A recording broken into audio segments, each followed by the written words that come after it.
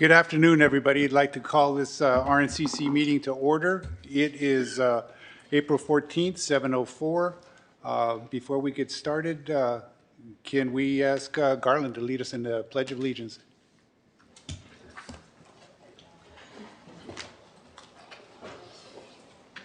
Pledge allegiance to the flag of the United States of America and to the republic for which it stands, one nation, under God, indivisible, with liberty and justice for all. Thank you. Thank you. And before we get to the meat and potatoes of things, KCR TV is having some technical issues, so you may experience some video or audio problems or may even be bumped off. Just come back on Zoom if you can. If something like that happens, I apologize in advance. And so we'll start out with, this meeting is being recorded. Remember to be respectful of our speakers and ask questions that are on topic. And so now we'll get to introductions. If you could please state your name, rank, and neighborhood council, and report anything you have from your neighborhood council. Let's start out with Garland. Hello, my name is Garland Ellis, President of the Richmond Annex Neighborhood Council, also Director at Large for the RNCC. We had a committee meeting in February for a block party for end-to-end, and we're going to have another meeting in April towards the end of the month, which is our regular general meeting.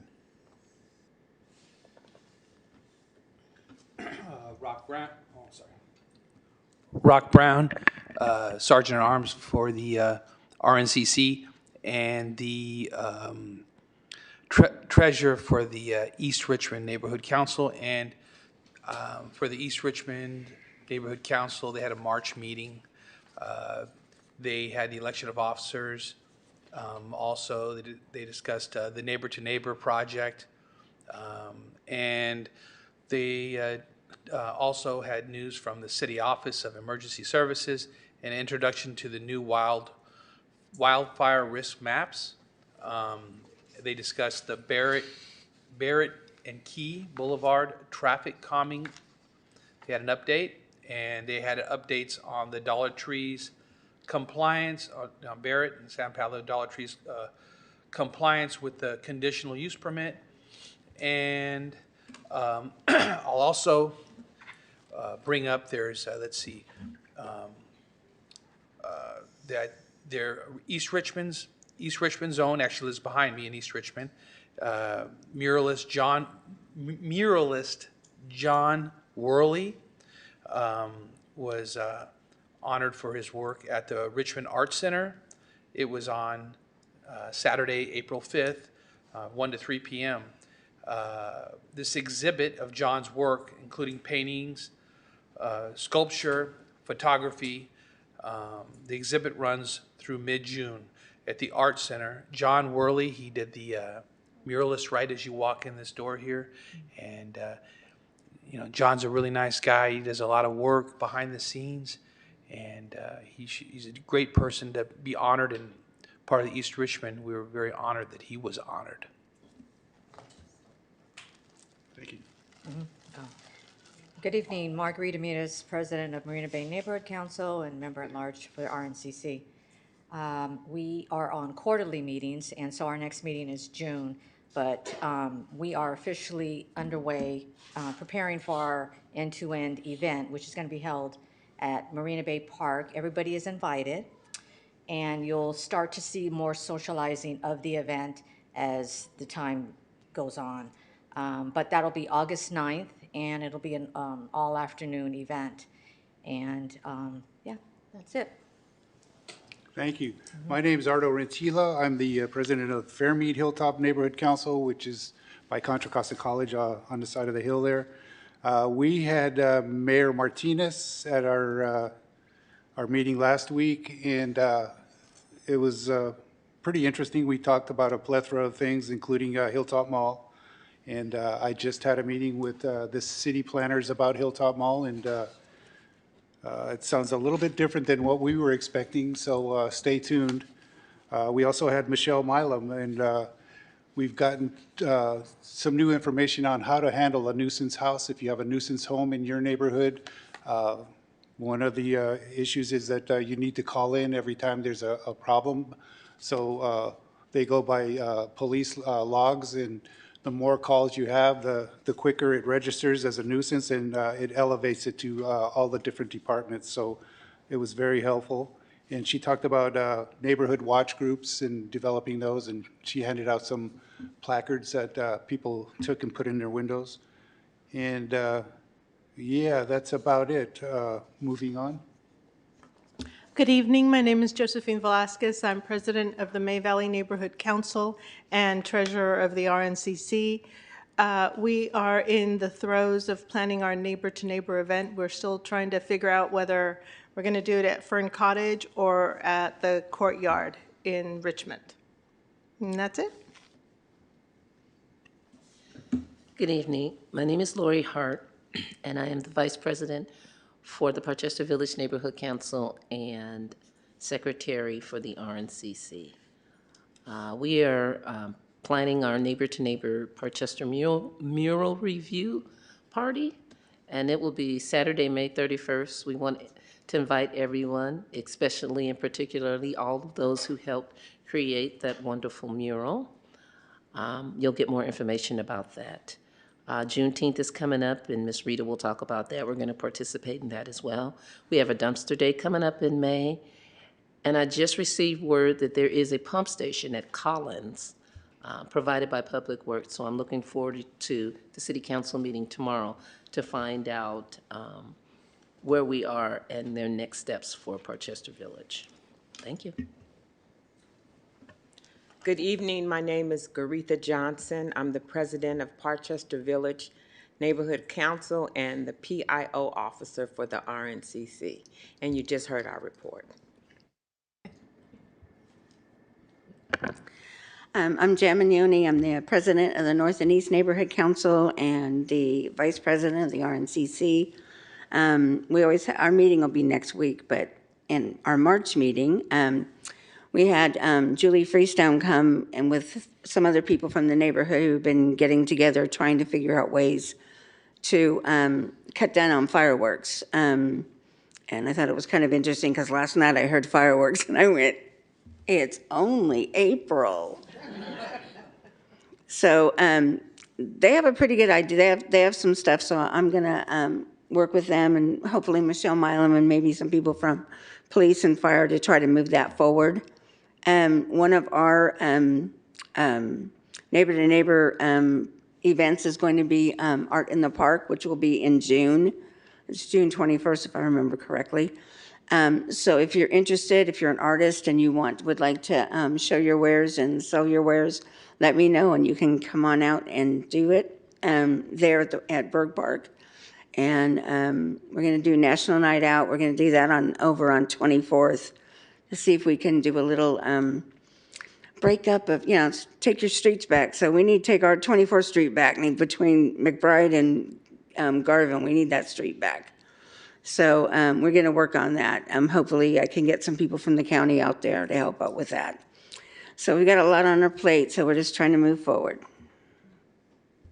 My name is Bryce Holdeman. I'm a director-at-large for the RNCC and represent the Metro Square neighborhood as well as Richmore Village. No new meetings as of late. We do have our brand new street sweeping signs up, which for the Richmore Village, I think it's the first time they've ever had these signs. So they're up and hopefully we'll move some cars around. Thank you. Do we have any neighborhood council reports out in the audience before we go online? No? Do we have any online in Zoom? Oscar Garcia, would you care to speak? Yes, thank you. Good evening, everyone. I'm Oscar Garcia, president of the Iron Triangle Neighborhood Council. So I'll start off with the advocacy around regulating the smoke shops throughout the city. there was a city council meeting, and the city will be or has extended the moratorium on smoke shops, and will be coming out with the ordinance soon enough. And I wanted to thank the RNCCs and the individual neighborhood councils that help support that, because as you may have seen, there's a huge number of smoke shops in the city, and more needs to be done. I also wanted to highlight just real quick, there's continues to be a lack of budget for enforcement of any tobacco regulation or ordinance within the city. So hoping that folks can chime in on that in the budget discussions later today.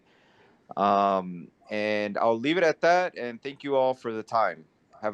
Thank you.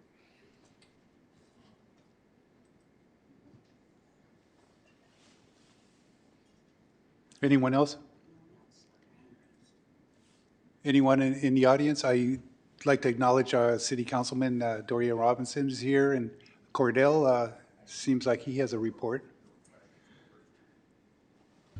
Sorry, I stepped out for a minute. So I am Cordell Hendler with Park Plaza Neighborhood Council, and we had our meeting on the 10th of this month, and it was a pretty good meeting. So we're having our next one in May, and then June it's our summer. We're on a summer hiatus until September, so that's one. And then the second one is at our last Point Richmond council meeting, we had Chief Osario that came and talked to us about fire safety, and that was pretty well attended. So our next meeting will be April the 30th, which is 2 weeks from now. And I'm like, wow. And then from the Pullman Neighborhood Council, we had another good turnout the second meeting of this month. And so I did get acknowledged by Naomi Williams, and I'll just leave it at that. Thank you. Is that it? Okay, moving on. Our Public Information Officer, Garetha Johnson from Parkchester Village. The floor is yours. Okay, I have a couple of things here. So on Saturday, April the 19th, Urban Tilt will be celebrating an Earth Day celebration.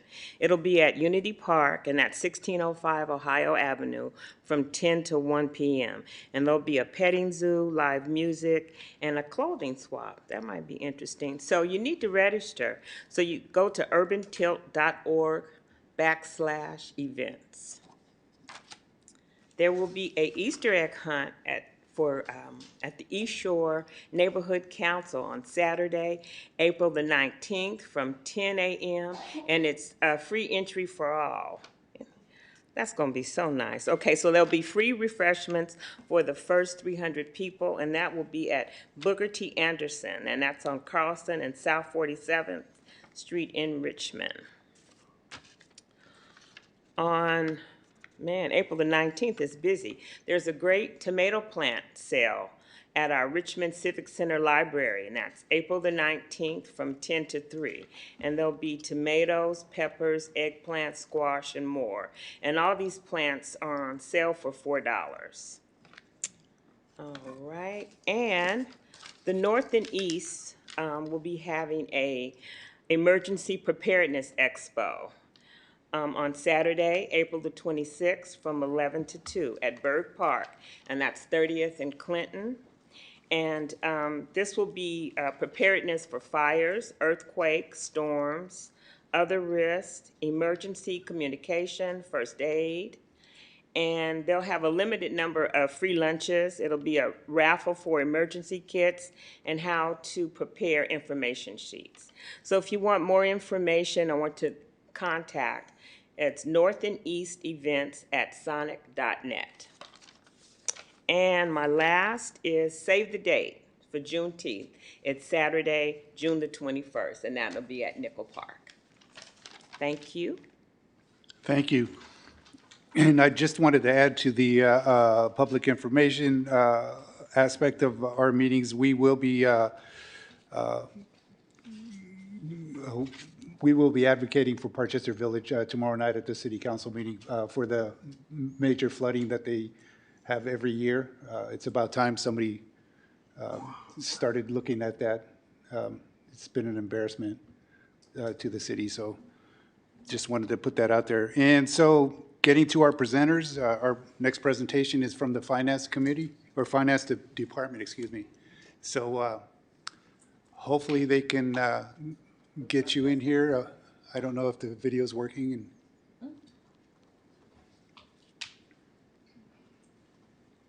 as we say, showtime.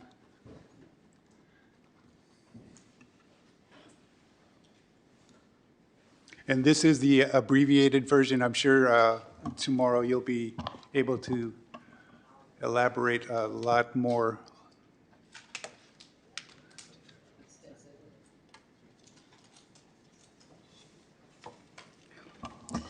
Good evening. I'm Andrea Miller, Director of Finance for the City of Richmond. With me this evening, we have Mubin Cotter, our Deputy Director of Finance, and Jerry Guberl, our Accounting Manager over Budget. And is KCRT showing the slides? Okay, awesome. Next slide. This evening, we'll go over this briefly, the city's organizational chart, touch on some financial highlights, review the purpose of the budget, the 2025-26 budget goals, discuss the budget process, and go over general fund revenues and expenditures, as well as non-general fund revenues and expenditures, and then we'll close with some other highlights. This slide is the city's org chart. I will not go over it in detail for the sake of timing. Next slide, please. This is also on our website and included in our budget. In terms of financial highlights, the city improved their credit rating with Moody's to A2. The city's credit rating is very important for reducing our borrowing costs, similar to how we as individuals have tried to maintain our credit score. So that's really something that's successful to highlight. Our general fund reserve, our city council increased the minimum policy target to 21%. The city currently has about $280 million in grants from various agencies. City staff are closely monitoring this right now with a lot of the fiscal headwinds in the news right now at the federal level. In terms of other post-employment benefits, or OPEB, and pension pre-funding, the city has established a Section 115 trust accounts for pre-funding our pension costs to help alleviate some of those costs, as well as revised policies. And in terms of our state audit, the city has implemented, we're in the final stages of implementing the 11th state audit recommendation. Next slide. The purpose of the budget really focuses on 4 key components. It is a policy document. It's a financial plan for the succeeding fiscal years, an operations guide, as well as a communication device. Next slide. The fiscal year 2025-26 budget will focus on a few goals in terms of ensuring the budget is structurally balanced. What that means is that current year revenues equal to or exceed the current year expenditures. We'll also evaluate service levels, investing in the built environment with an emphasis on fiscal sustainability and maintaining the bond ratings. Next slide, please. The budget process includes the annual budgets. They're initially developed with input from all of our city departments. The budget input is reviewed with several revisions through a series of internal as well as public meetings. We seek public feedback through community budget meetings like this one this evening, and the city council makes the final decisions regarding the budget allocations. In terms of key development dates, we really kick off our budget plan year in January with a budget kickoff and training for all city departments. Departments have about a 3-week period to budget input window to input their budget requests for the upcoming fiscal year into our financial system. We have a series of budget hearings during the month of March. Budget meetings with unions also take place in March, and then we have our community budget meetings, which is the second one we have this evening, with our final one next week on the 23rd. The first draft budget goes to the City Council at its first meeting in May. That's on May 6th, with a full budget study session at May 27th. The council will review and provide additional direction on the budget checklist at its June 3rd meeting, with an anticipated budget adoption at its June 17th meeting.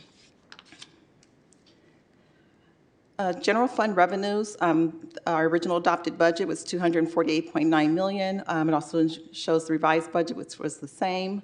The actuals year-to-date are for our first quarter. We have not had our mid-year budget presentation as of yet, so this only reflects the first quarter of the fiscal year, which was about $51.2 million in actuals. Just touching on the three largest key revenue streams, which is our property tax. Property taxes are received in December, about 55% of it in December, another 35% in April, with additional 5% in June.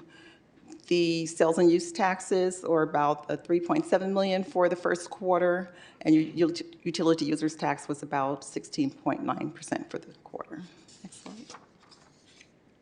This slide just shows a pie chart depiction of the 1% property tax distribution that the city receives, which is about 28.5% of the 1% excess valuation property tax on properties in the city.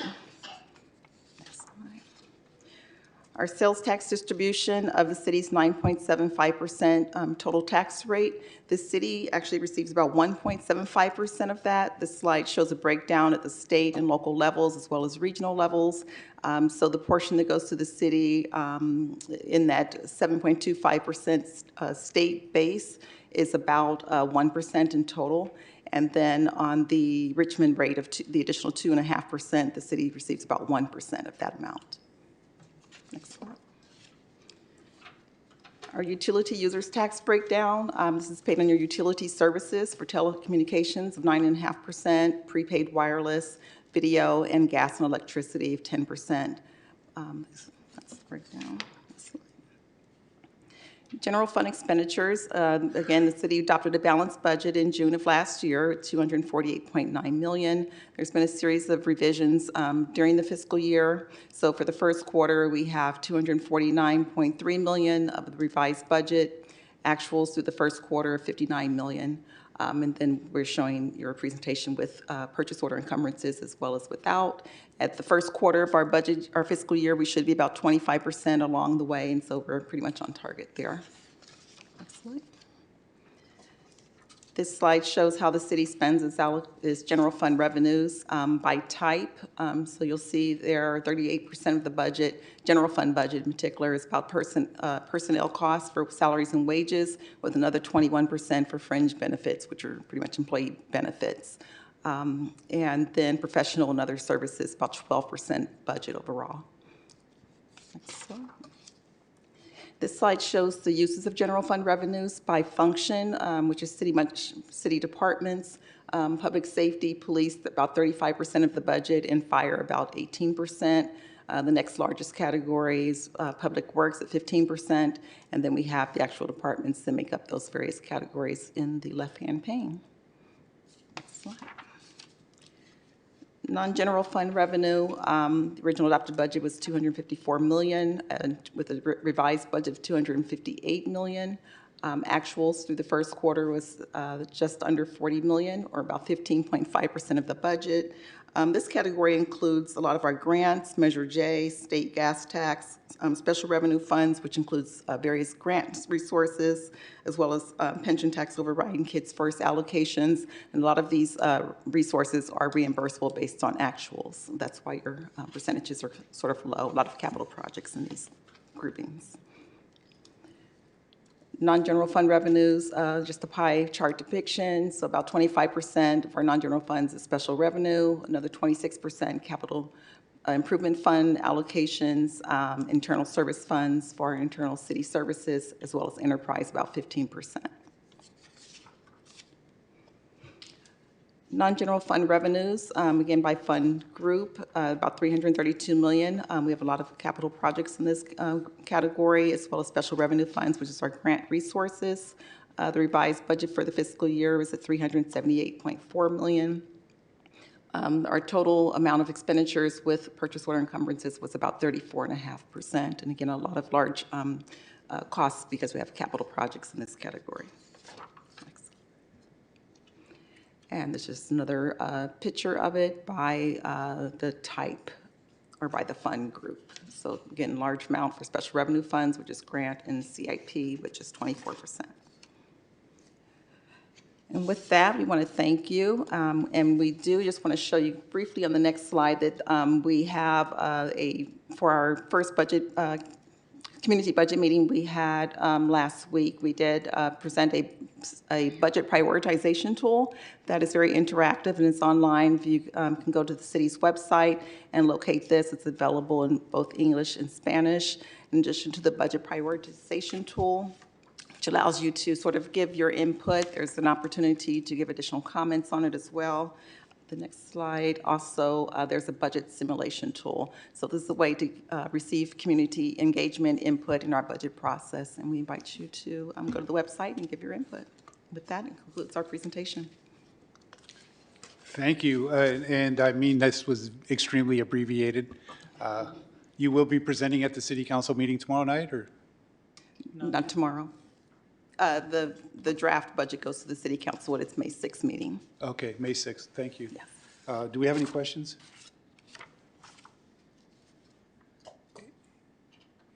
Any question? Oh, I had one. In the budget, there was a category that said cost pool. Can you explain a little bit about that? I'm sorry, can you repeat the question, please? It said in the budget, there was a category that said cost pool. Correct. Can you explain a little bit about that? Yes, the cost pool includes charges for like the city's allocation of the debt service on the Civic Center building to the various departments that are housed here, as well as general liability and risk allocations to the various city departments. Rock?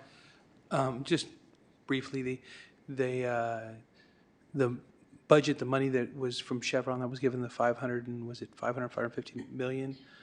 I know that's broken down over years. Is that inside of this right here? And what area would that be? General, or where would you? It's not in the presentation you received this evening because we have not provided our draft budget to the city council as of yet. That will be presented at the May 6th, the first draft of the budget. That will make it May 6th? Correct. Will it be itemized for the community to be able to see it clearly how it's itemized? Well, in general, it will show by department, but again, we're still in the early phases and we're still compiling the next year budget, but that will be at the May 6th meeting. Thank you, ma'am. Yes. I have a question. You, Mike? Oh, sorry. One of the slides said that there was only 20.59% used. So available 197,676,382. Is that correct? Did I understand that? I think right? slide 9 on the revenue with 20.59%. Yes, so this shows the actuals receipts through the first quarter of the fiscal year. We have not presented the mid-year budget to the city council as of yet, so you're only seeing the first quarter actuals. And on average, you received about 25% of the fiscal year, so 20.59. The largest part you don't see there is our property tax, which will be reflected in our mid-year because our first receipt comes, 55% of that category comes in December. So that's the largest component that's missing from that slide. So that's already, that's forecasted already into this.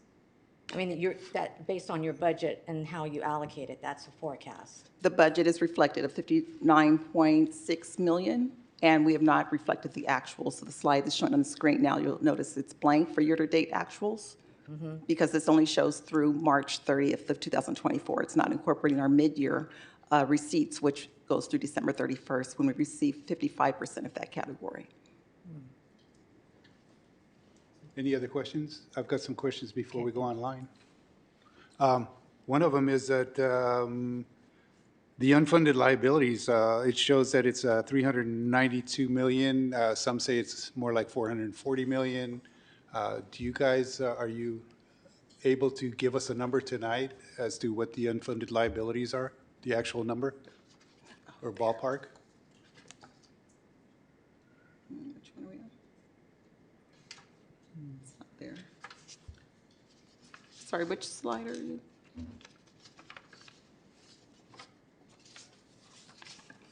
I don't believe if we present the number on UL, unfunded liability tonight, did we?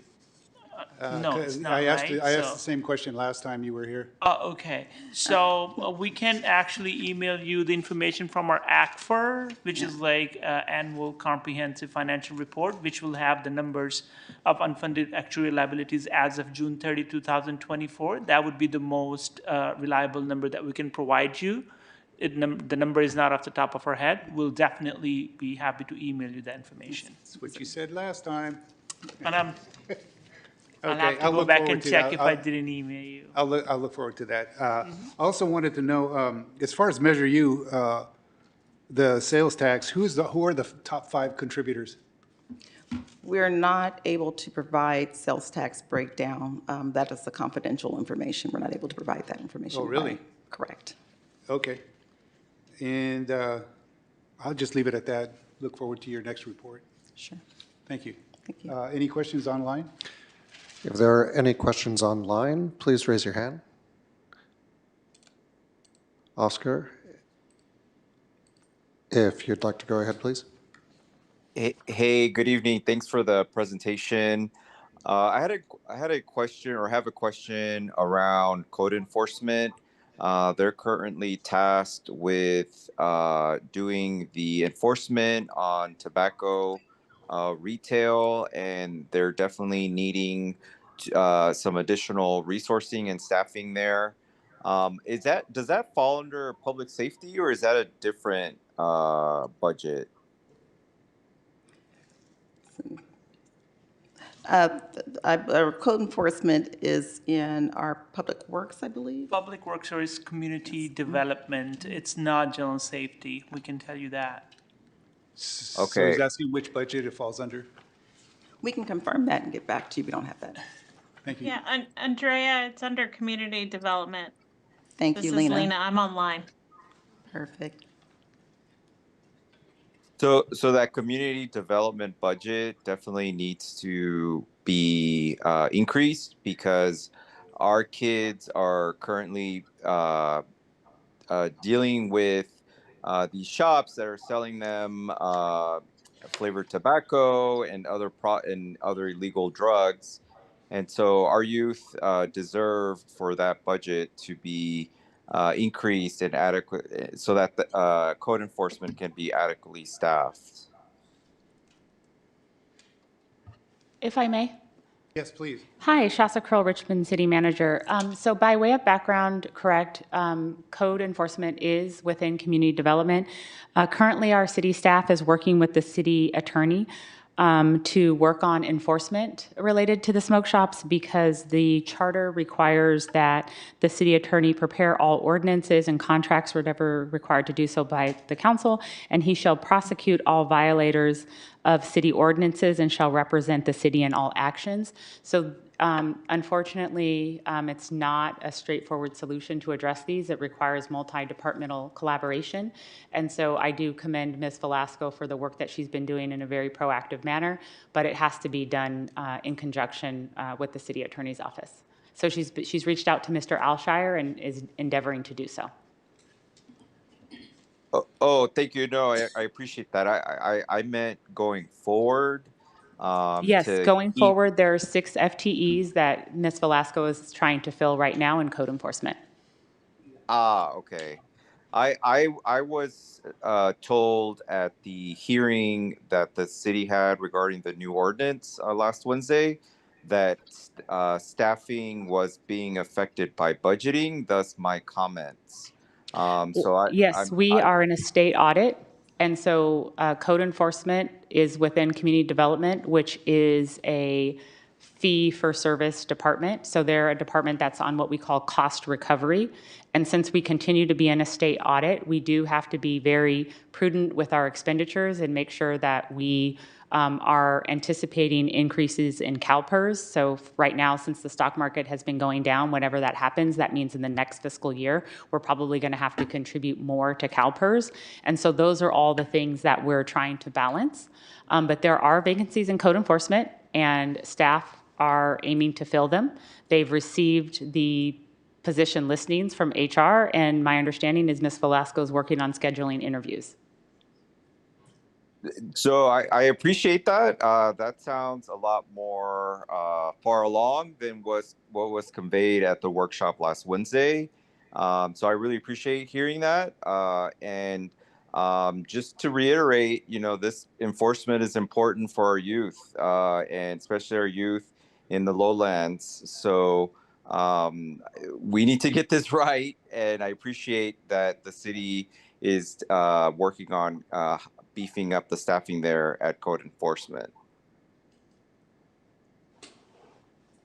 Thank you. Did that answer your question? Yes, I'm set. Thank you all. Thank you. Thank you, City Manager. Appreciate it. You're welcome. Well, I want to thank are there any other questions online or any in the, Rock? Shaza, thank you for coming and breaking that down. You're welcome. And communicating. Appreciate you. And No problem. Oscar, whether keep your foot, maybe it's not the gas, maybe you have your foot on the electric, keep your foot on it. I can speak for myself. There's a lot of us that wonder how so many, not just in our community, but they backdoored their way in. And we do need enforcement. I know our city's under a lot of pressure right now. There's financial problems everywhere, but you're right. Oscar, thank you. And City Manager Shaza, thank you. And I want to thank the Finance Department for your report and your time. Thank you. So moving on, city staff reports. Lieutenant Decius, is he on the line? Yes, sir. How are you guys tonight? Thank you very much for having me again. Just a couple things I want to touch on before I get in any stats.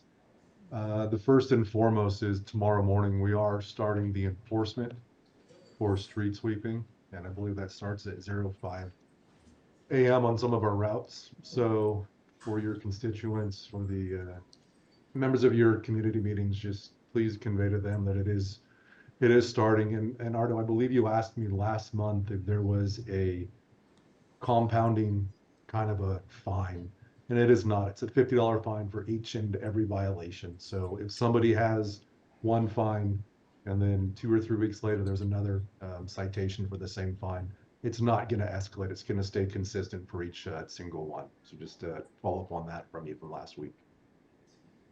Couple things in the works for us. We're planning the Cinco de Mayo festival, not the parade. That will be in September. So we plan on closing 23rd Street on May 3rd at about 2 p.m.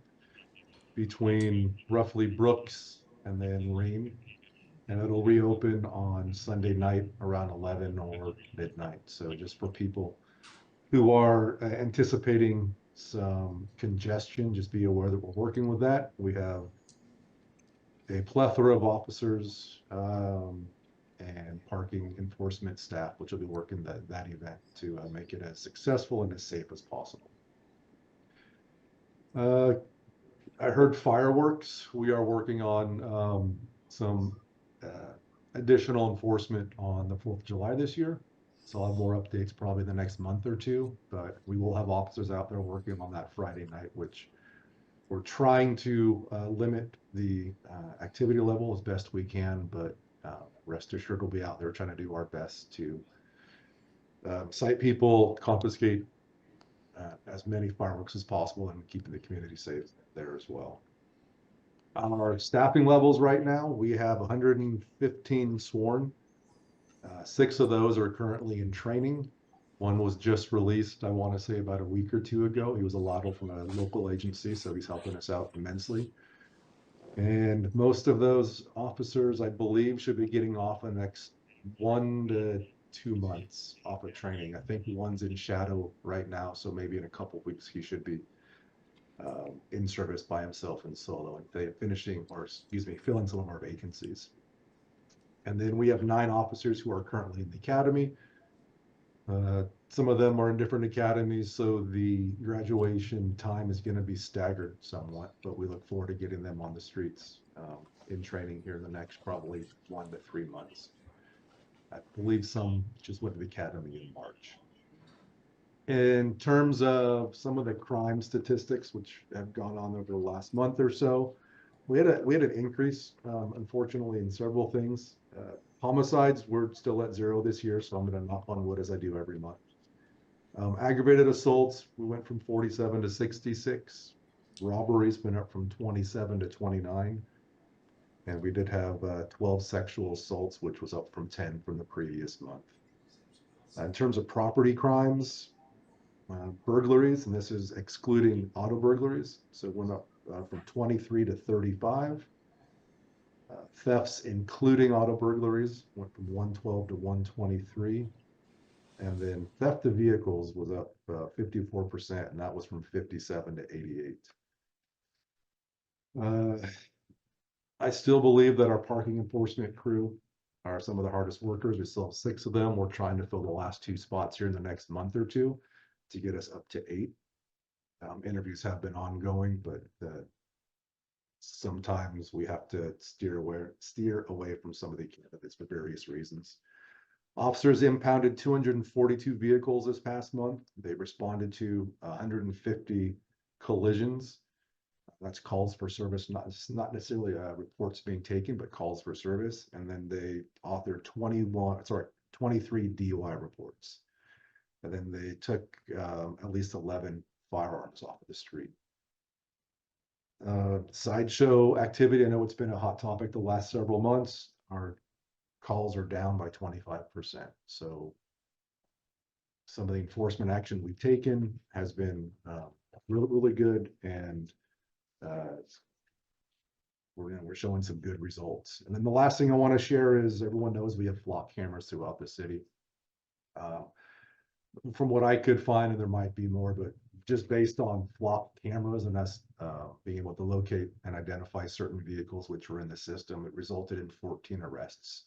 And that's anything from people associated with human trafficking, being in possession of stolen cars, firearms, robberies, and things of that nature. So the flock cameras are a exceptional tool which we're able to use to not just get either a stolen car, but to get other fruits of our labor of different crimes which are occurring through the city. And with that, I will open up to any questions for you guys. Any questions? Yes, over here. Lieutenant Deschutes, you mentioned the flock cameras. I know that there are certain areas that you guys are not permitted to put them, I think, on telephone poles and whatnot. But is it a possibility for you to put them on certain homes if homeowners are willing to do that? That is a good question, and I do not know, but I will find out for you. Okay, thank you.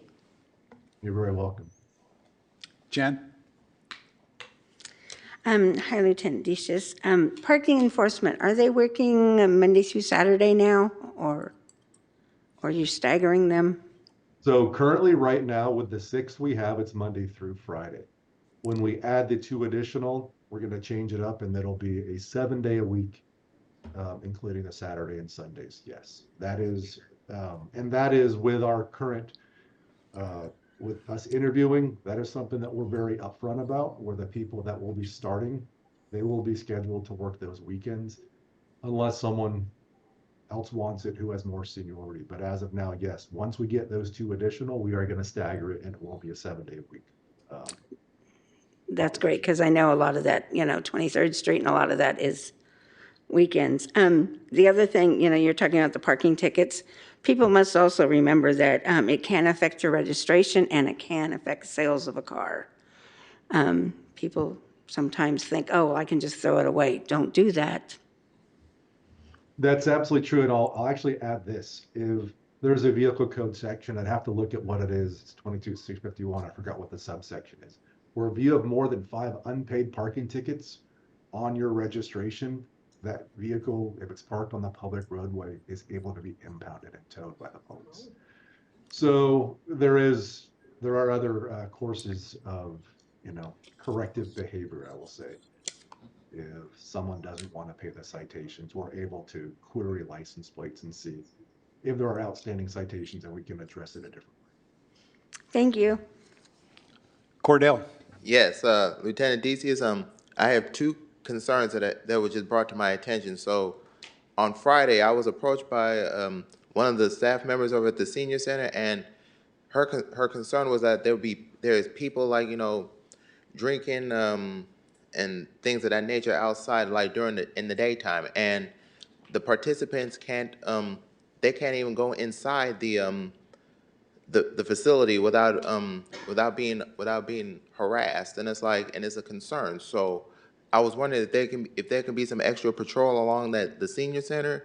I think that would be very helpful. And the second thing, I think I brought it up last month, is I go by 23rd Street regularly, and there is a group of people that are like drinking like between 9 and 9:30 in the morning, and it's upsetting to Palace Furniture because they can't even open up their business without seeing that type of crowd. So I was wondering if there'd be some extra patrol around that area, I would appreciate it. So Cordell, absolutely. I believe you're speaking about, say, 25th and McDonald and 23rd and McDonald near maybe like Nelson's Liquors. So just 25th and McDonald, just so people here understand, we have had issues there, but over the last probably 3 to 5 months, we've gotten rifles, drugs for sales, guns, and several people arrested in that area. So we are aware, it's on our radar, and it's something that we are focusing on.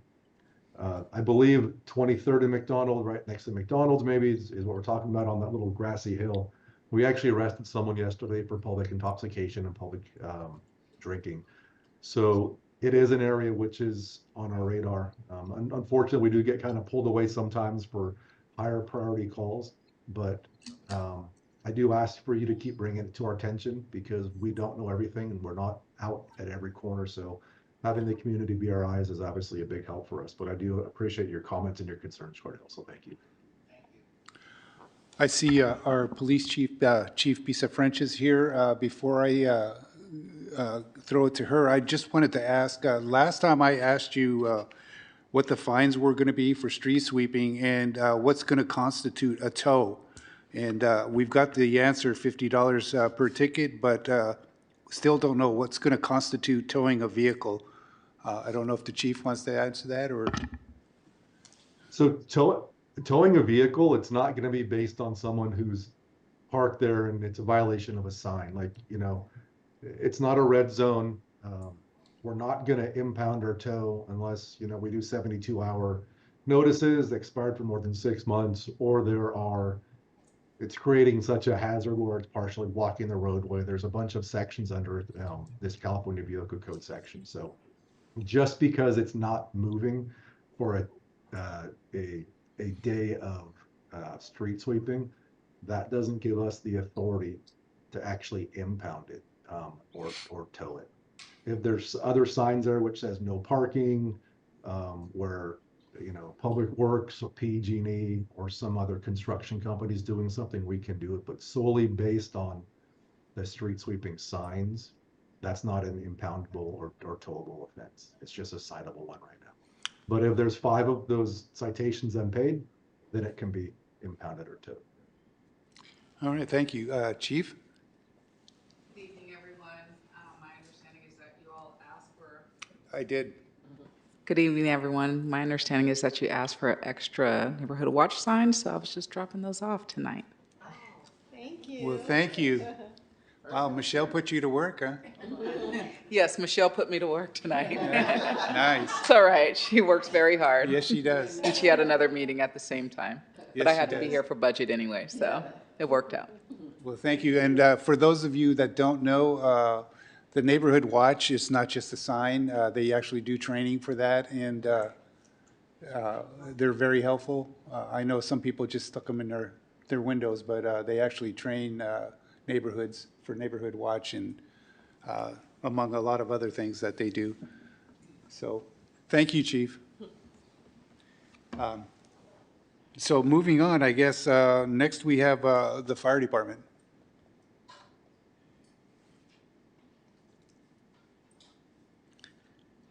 I see Chief Osorio.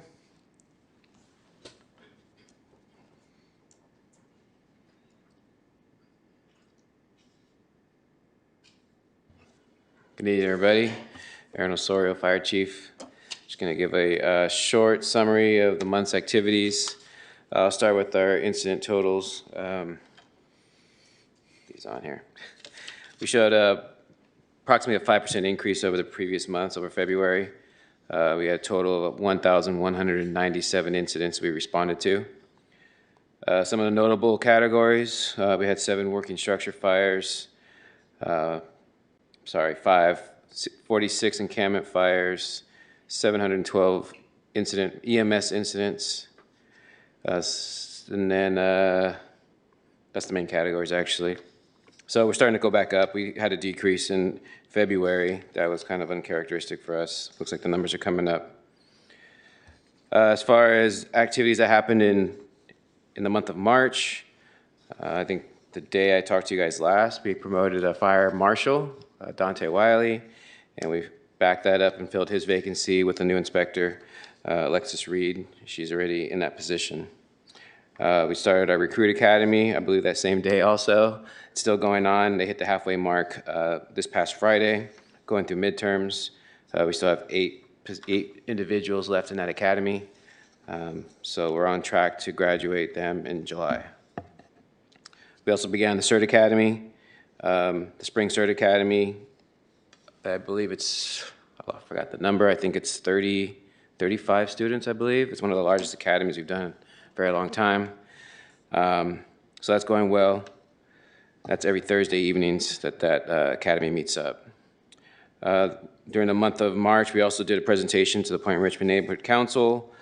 It was a combination of topics between emergency preparedness, evacuations, but we spent a good portion of that meeting discussing the new maps for the high severity zone maps.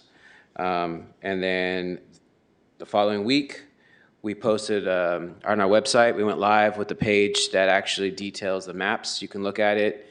It has a lot of pretty cool features where you can compare current to proposed maps, all the different zones, what they mean, all of the information from CAL FIRE regarding the maps, how they were developed. All of that's on there. We put it in a one page. And it's also the location you can leave public comment if you'd like to.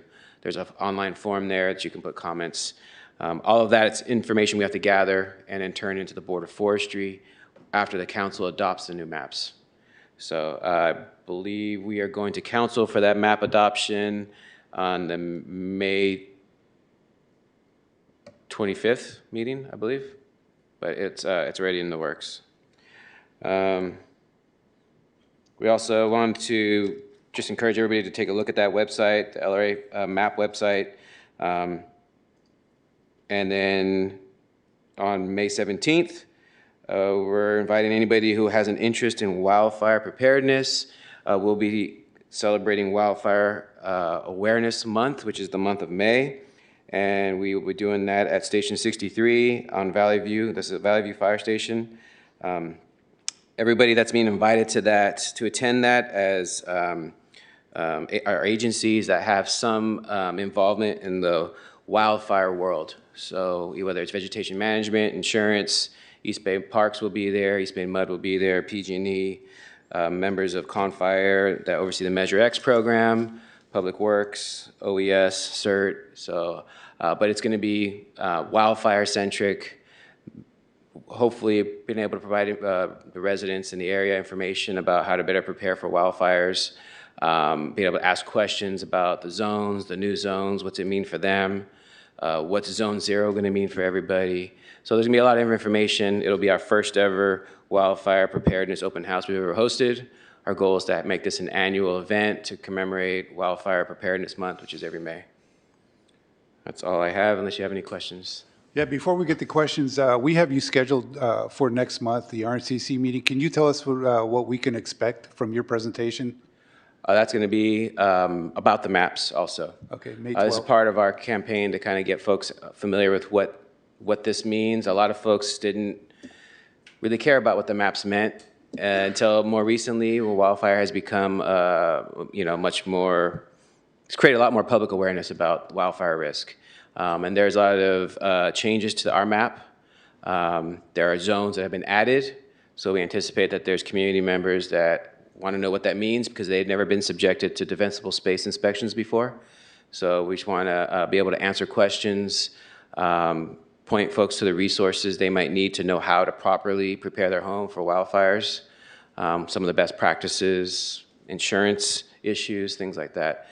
So the presentation will be more just kind of covering at a more broad level the new maps and the zones and where this is going in the process. And the new insurance issues facing wildfire high severity areas, right? Yeah, I mean, we'll touch on that briefly. I think those types of questions, that aspect of this topic, it's usually helpful if there's a question from someone in the audience, kind of target the answer because it's such a big topic as far as it goes with wildfire insurance. Do we have any questions? Any questions online? No? Well, thank you. Oh, before I let you go, I want to publicly thank the Richmond Fire Department for saving my mom's life. 87-year-old woman, she was going sepsis. Blood pressure was 200 over 140, and her temperature was 104 degrees. And fire department and EMS were able to stabilize her long enough to get her to emergency services. So I appreciate you. The fire department does more than just put out fires, right? Oh, glad we were there, able to help. Yeah, thank you. Thank you. Have a good night.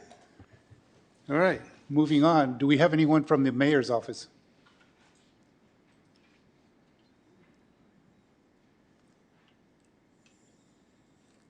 No? Well, let's strike against Tony. Next, economic development. Anyone? Hello. I don't know if you can hear me. Thank you. Could you hear me? Yes. Hi, good evening. Lizette Zapata from the Economic Development Department. I'm here to provide an update, just a brief update on economic activity. Wanted to start with the business side. And I believe this has been updated before, but I'm just so excited. We have two new staff members, Justin DeLeon and June Garcia, that have joined the team for economic development, specifically in the business side.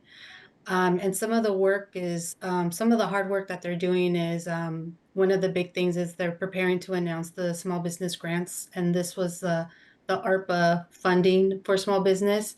So stay tuned for that. That's going to be announced shortly. We have new efforts in collaboration with the mayor's office, economic development staff, city manager's office, Richmond Main Street, and for the MVP lot, so that's downtown, in collaboration with all those agencies, plus the operator, we want to spearhead a marketing campaign focusing on providing more activity to the mobile vendor program downtown, and just supporting the entrepreneur businesses that are happening downtown overall. I think one big activity that we just saw in the last week is we've seen federal workers come back to work. So the Social Security building has been activized once again, and that's bringing a lot of movement and activity to downtown. In continuance with downtown activity, Richmond Main Street is leading several exciting initiatives coming up this summer with a summer concert series, new collaborations for the lot. So this would be just collaborations of any sort of music activity at the lot, just to keep the flow of activity going and, having more visibility.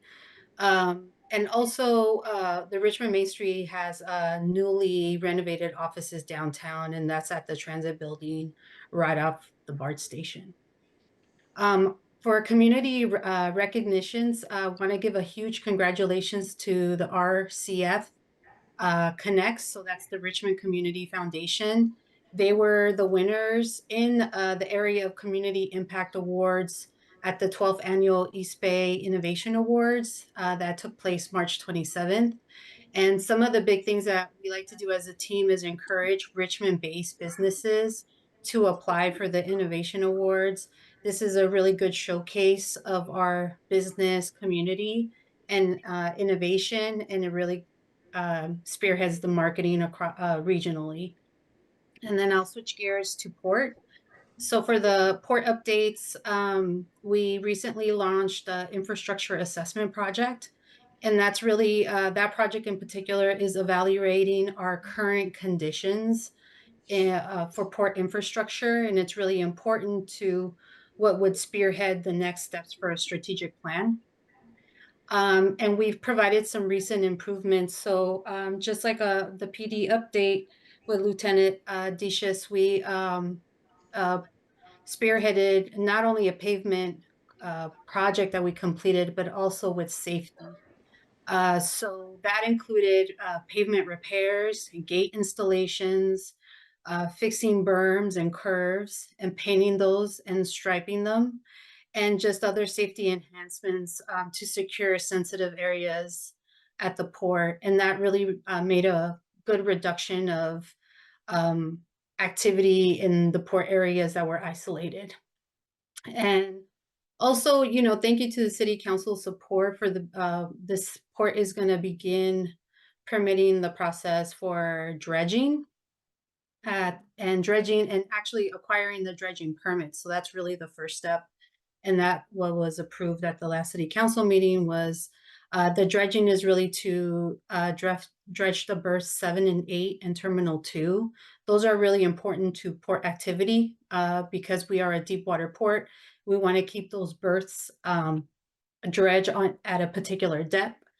And so one of the first steps is to acquire the permits from various federal and state agencies in order to move to the second piece of the project, which would be acquiring the permits for that project. And then with that, I could take any questions that you have. Thank you. Any questions? Garland? Yes, about 2 days ago, I heard a report on a local radio program about shipbuilding coming back to the Bay Area. They mentioned or touted Rosie the Riveter, but they weren't going to build any ships in Richmond. They're looking at going to Pittsburgh, which is not as deep of a port as Richmond is. And considering that we have space around the piers that is not being utilized, and you're thinking of housing, it would be advantageous to try to seek this out because housing is a one-time payment, whereas industrial and commercial is a continuous payment of taxes to the city. I would think that the city would want to be jumping on this with both feet and both arms if they could. It's a group out of Solano County that's talking about funding this. And I think the city of Richmond needs to find out as much as they can and get into it.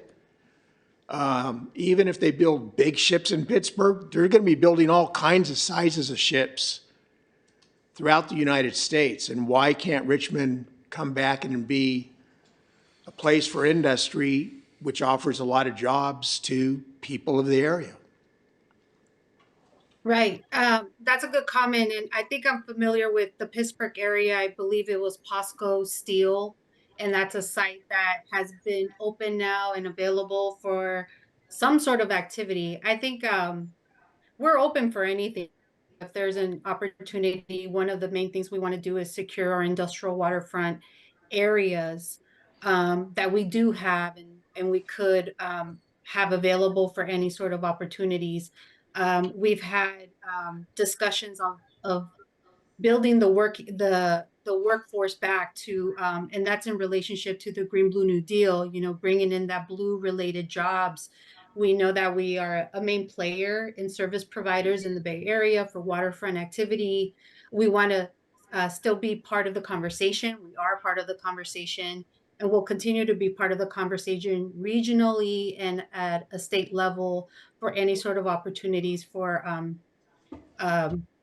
industrial water to come back. I know that there's, we have Mare Island in Vallejo. We're working with Oakland. We have a consistent, strong regional effort where we're knowing any sort of pieces that are coming from Congress or other representations to bring efforts back. So we're definitely at the table and we have our ears open for any sort of opportunity. Thank you. Any other questions? Cordell?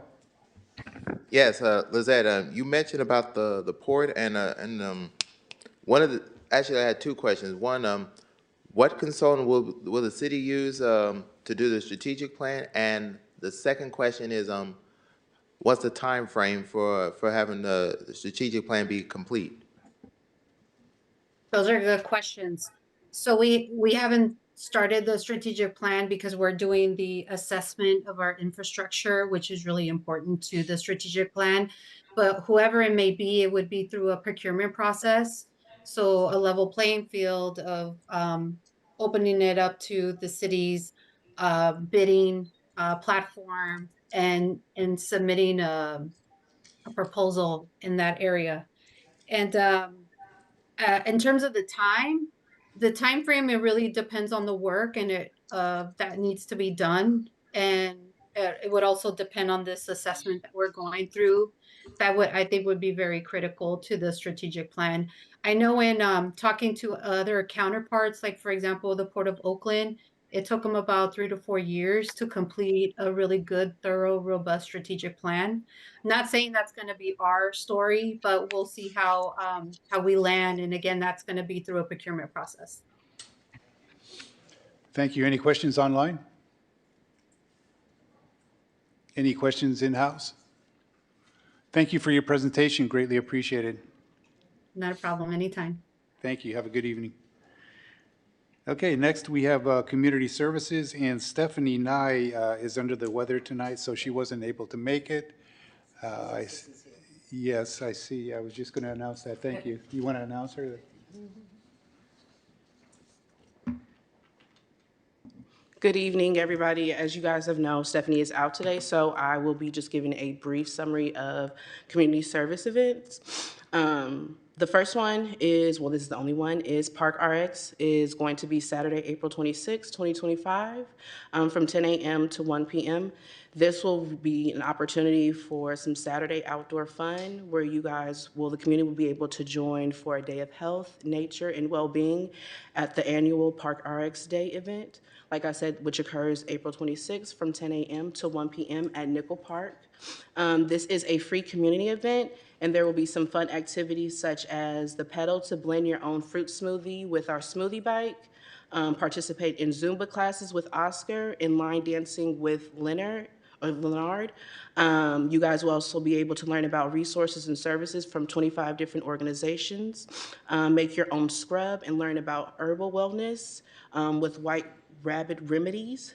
You guys will also have the chance to walk with a doc. You can take a walk around the park with a physician and discuss health-related topics.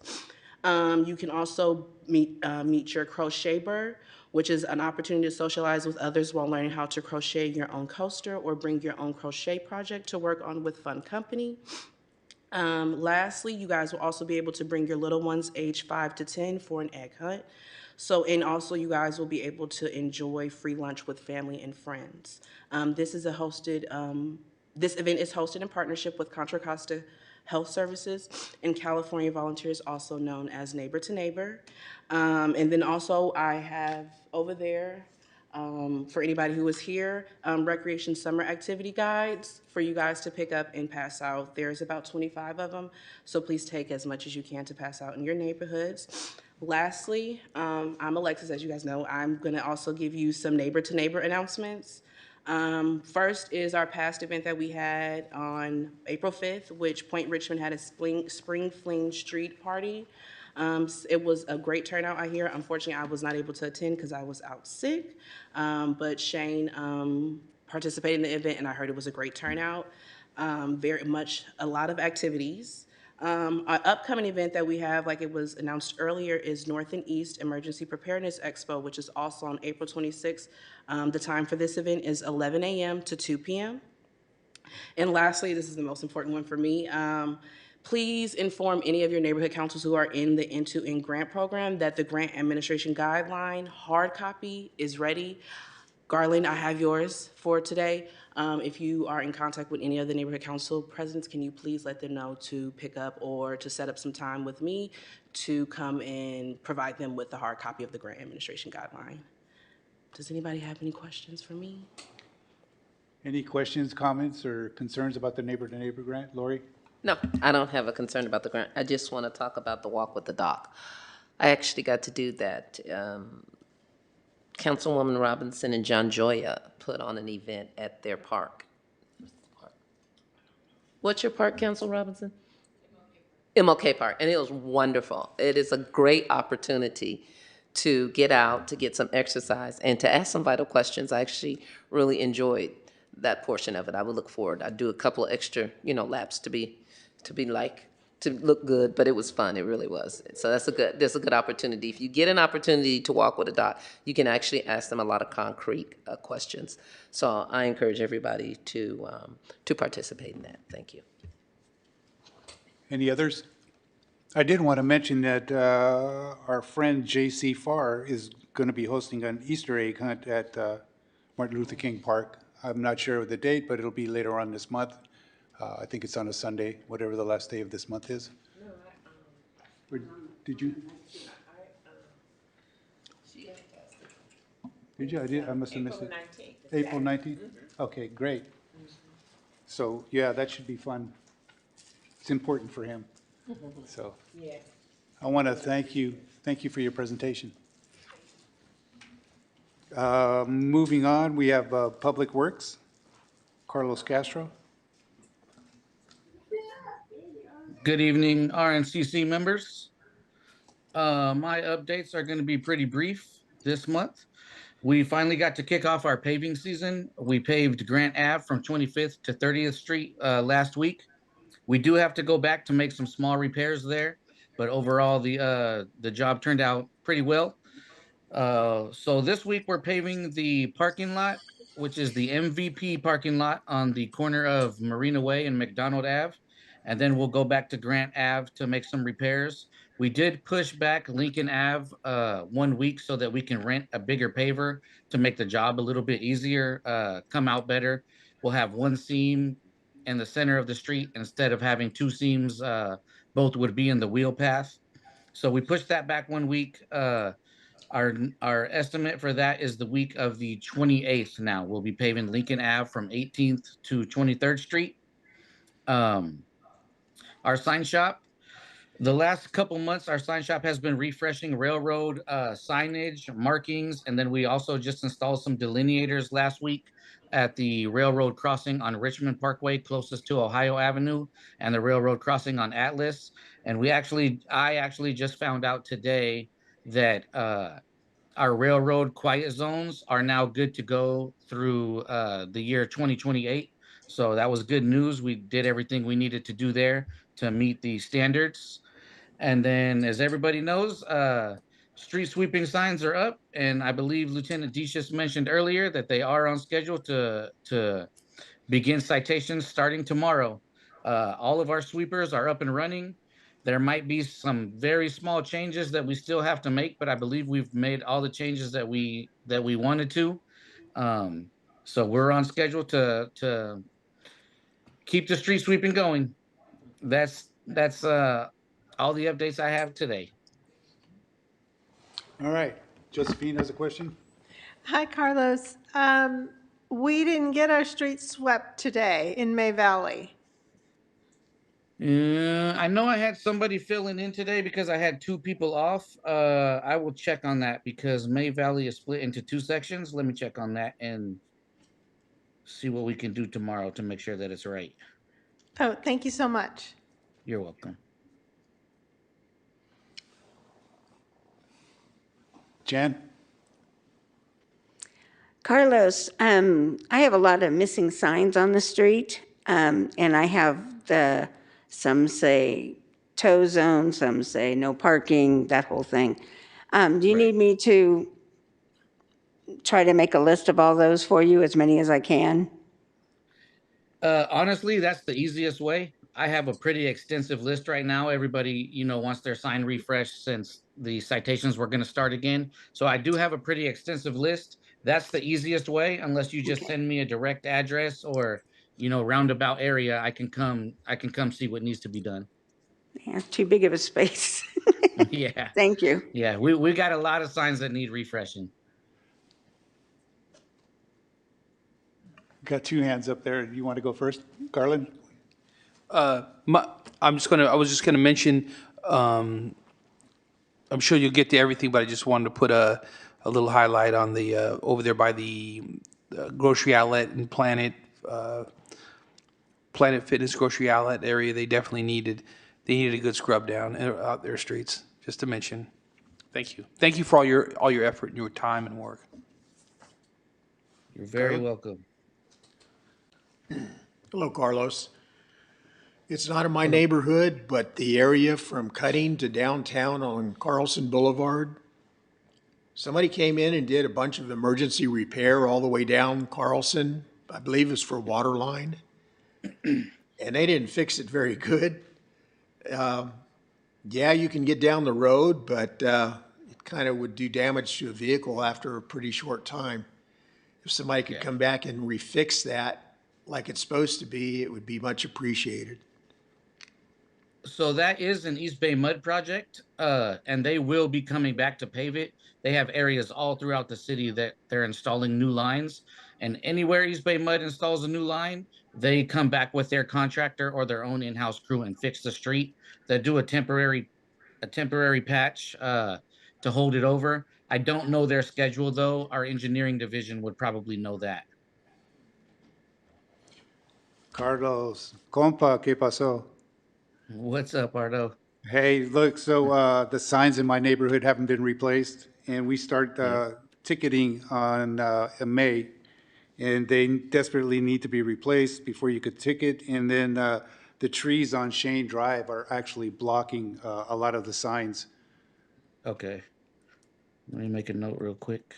Yeah, that's the area right above the college, Contra Costa College off of Shane. Okay. For the trees, I'll pass that on to our parks department. They'll Yeah. take care of trimming the trees.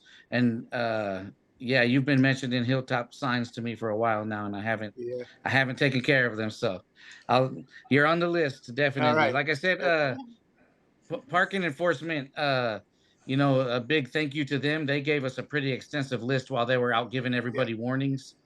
And plus, all the citizens that I'm getting calls from now. But you're definitely on the list, Ardo.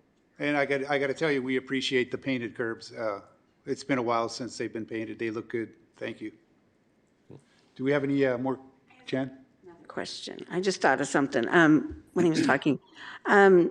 PG&E did, I guess, gas line replacements on 30th between Roosevelt and Clinton, and it's a dun-da-dun-da-dun-da-dun as you go down the road. I mean, it's just crazy. Do they come back and do work there? Yes, they will. I want to let me check on that area because I pretty much know East Bay Mud's process, but I don't know PG&E's. But I will check on that 30th between Roosevelt and Clinton. Right, yeah. They did, Okay. they put in gas lines. They put in gas lines and turned people's gas off in February. They were well liked. Oh, yeah, I'm sure. I will email you about that, Jan. Thank you. Thank you. You're welcome. So I was just wondering if there's anybody from planning. We didn't have them on the list, but if anybody from planning wants to do a short report, or maybe the city manager's office. I don't know if the city manager was here. She's gone now, but if there's anybody online that wants to do a short report from either one of those, we're good with that. If not, we'll move on to old business. No one? Okay, old business. We're in the middle of writing policies, new policies. New business. We've got several neighborhood councils that are trying to reactivate. We're trying to get their bylaws. Cordell? I had some new business, but I can wait. Go ahead, you're up there now. Yeah, so one of the things that I did mention last month is possibly to invite Logan Robinson, who I mentioned it last month, to come and present to you all about a home match, for seniors. And I said, that's a great idea, because I was at the Commission on Aging meeting when she presented to us, and I said, I think this would be appropriate for RNCC to, to have her come to tell us more about this program, because I was reading an article recently that that seniors are they feel like they're isolated. And I said, it would be great if they had like, a young adult, like, like to kind of like, split the cost of the rent. And so it's something that occurred to me. And I said, it would be great if we had Ms. Robinson to come speak to us in the summer months. So that's it. Thank you. And just to be clear, we get a lot of people that want to speak at the RNCC meetings. We just don't have the space on the agenda, unfortunately, sometimes. And we've got fire department next month, and then I think Garamindi's office the month after. So we'll keep that in mind. I appreciate it. Thank you. And so moving on, I guess the RNCC Executive Board will meet April 21st, 2025. We'll be meeting on Zoom, and the next general RNCC meeting will be May 12th, 2025 at 7 p.m. right here in the City Council chambers. And I want to thank KCR-TV and Richard Lee for putting this event on for us. And I see some hands up before we close. I'm sorry, I just wanted, for our meeting, you still want John Zay to attend? Yes. Okay. I sent him the info last time, but I want to remind him because he'll forget. Thank you. Thank you. Are there any other last requests before we close the meeting? Anybody? Anybody online? All right. Well, it is April 24th, 8:24, and I'd like to close this meeting and thank you all for coming and thank you all for attending. Bravo. She is. Yeah, she is.